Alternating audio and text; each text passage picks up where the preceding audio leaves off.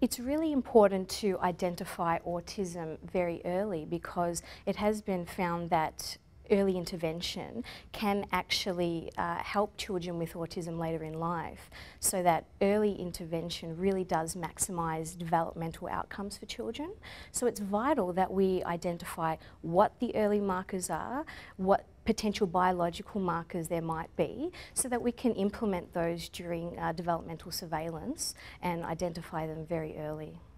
Currently, there are no consistent biological markers for autism, so we've had to rely on behavioural manifestations, and they can be,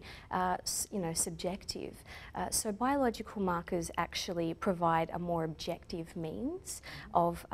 diagnosing autism. So it's really important to try and find whether or not there are biological markers of autism, so we can pair this with the surveillance of the behavioural markers, and then try and use these in combination to identify autism early. So along with Cheryl Dissanayake, we undertook a very large community-based study that was a longitudinal study to identify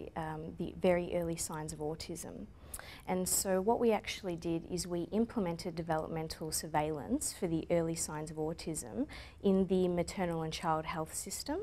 and we monitored over 22,000 infants and toddlers for the early signs of autism so that we could identify them at the earliest possible opportunity. And we did this over the first 2 years of life at their routine consultations.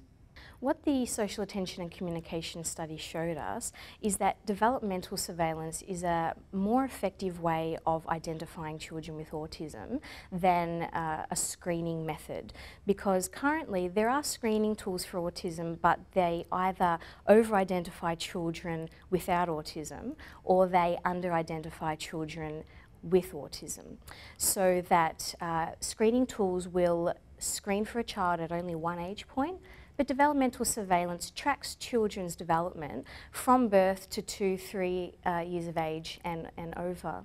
So it's really a much more effective way of identifying children with autism.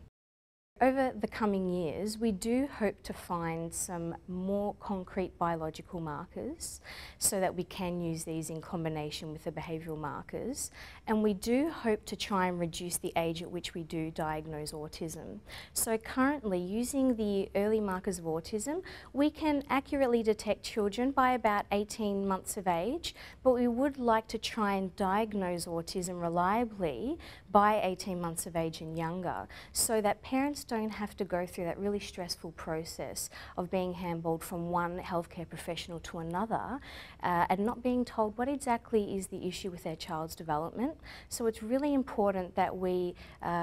make a standardised protocol to identify these children using early behavioural markers and biological markers, and then to implement this important research into the community.